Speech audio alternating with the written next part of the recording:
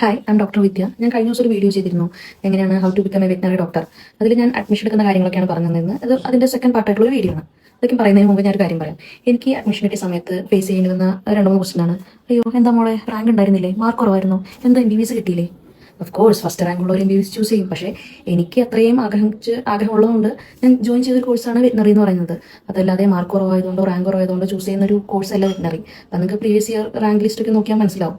പിന്നെന്താ, മാർക്ക് കുറഞ്ഞുകൊണ്ട് കുറച്ച് പഠിക്കാനുള്ള ഒരു കോഴ്സായിട്ട് ആരും അതിനെ കണക്കാക്കിയാൽ വേണ്ട. പറഞ്ഞു വന്നത് എന്താണെന്ന് വെച്ചാൽ, നിങ്ങൾ ഫസ്റ്റ് ഇയർ ജോയിൻ ചെയ്യും.